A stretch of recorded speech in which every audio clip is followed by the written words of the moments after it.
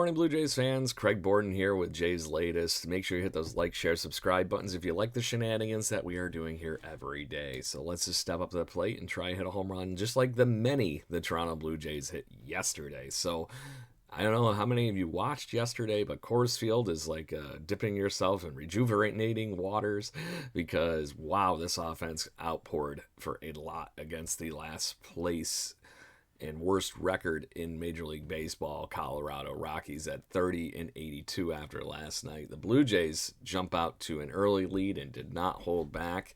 Actually, almost pushed a franchise record for how many hits in a ball game that you could have. Win this one 15-1 with 25 hits, party people.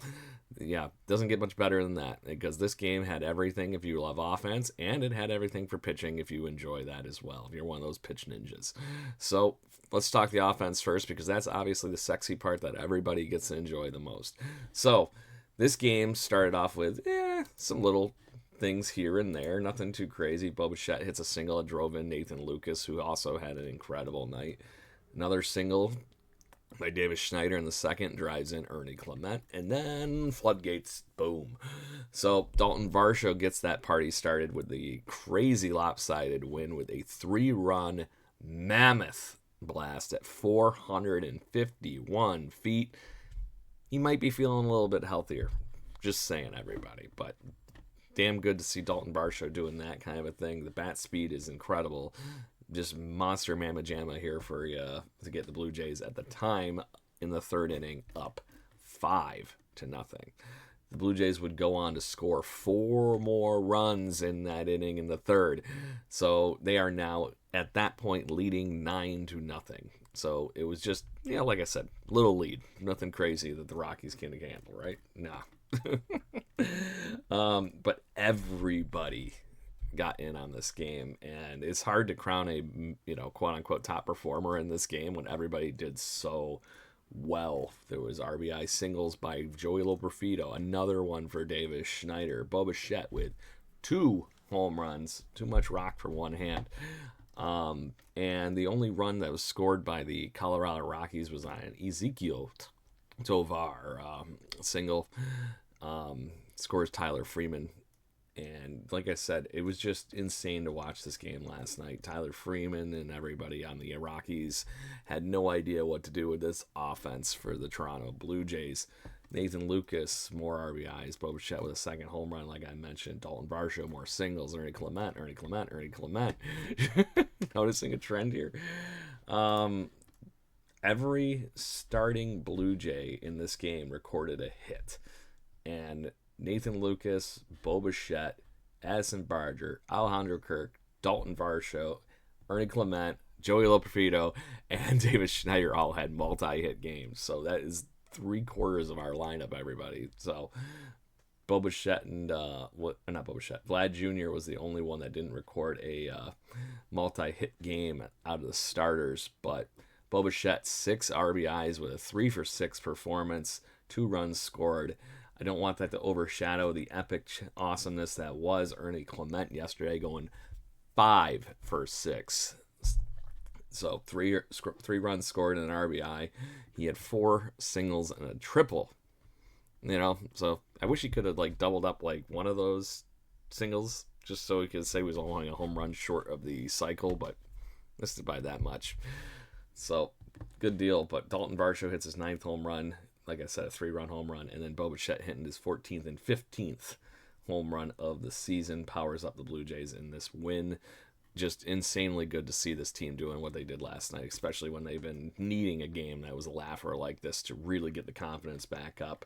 And then on the flip side of the ball, the pitching did not disappoint.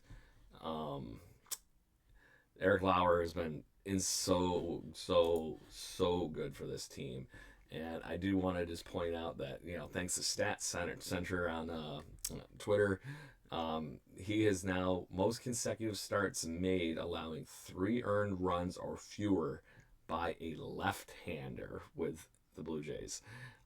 Just to put that on who's on that list, Jimmy Key's done it twice in 2 different years.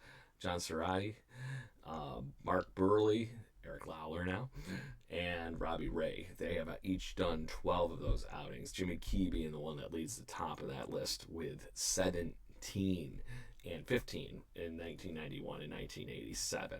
So very, very impressive company that Eric Lauer has found himself in Blue Jay history with the ridiculously good year that he has put together. And let's just talk that ridiculously good start. So like I said, he only gave up the one single with RBI to Ezekiel Tovar. Blue Jay pitcher gets his 7th win of the season, 6 innings, 7 hits, the 1 earned run, while striking out 4 with a walk. Eric Lauer has just been we're not worthy, bud. Good deal. So Brandon Fisher and Mason Fluharty finished that off. Fisher threw a 3 struck out the side inning, so that was very cool. The Rockies had no idea what to do with the Blue Jays last night, and that is about the summary of the evening. So, looking around the league, it's a good thing we won last night because the Boston Red Sox are just on fire and nipping at our heels. They won their 6th game in a row yesterday, and it doesn't look like anybody's stopping them at this point. They are completely the masters of their own destiny and just beat up on the Kansas City Royals to the tune of 8-5 yesterday. Offense has been clicking. They've been moving in the right direction. The Blue Jays better watch out, and it's going to be only a matter of time here before we run back into them after these series in LA and Colorado. So more to come on that matchup, everybody. But we might not be fearing the Yankees as much as we once were when they just lost their 4th game in a row and continue to fall in the standings. Currently 5.5 back. The Boston Red Sox currently leading the wild card race, 3 games back from the Toronto Blue Jays in the division race. So, what's up next? The Blue Jays are going to be still hanging out in Coors Field. Well, they'll look to continue the ridiculous mashing that they had yesterday and hopefully continue the pitching streak because we have Jose Barrios on the mound who has been doing pretty dang well over his last couple of starts. 2 earned runs against Baltimore and Detroit when there's some stiff competition against those two division leaders. So very interesting to see how he'll, handle the Coors Field effect is also the other fun-loving part to that whole thing. He'll be facing Anthony Molina, who will be actually making his first major league start, but his first start this season. And actually, he did one last year. He's been mostly used in the bullpen for the very, very little bit that he's been in the majors, only 8 2/3 innings so far. He did make it into almost 70 innings last season. Currently has a 7.27 ERA. About that. And last season he had a 6.85 ERA in those innings I had mentioned. So Blue Jays have a chance to beat up on a youngster today. We'll see what happens on this one for a rookie, basically. I feel like even with 70 innings under his belt. So not starting a lot. It's only his 2nd Major League Baseball start, so the Blue Jays need to take advantage of the youngster here. So anyways, let's go Blue Jays, and we'll talk soon. Cheers.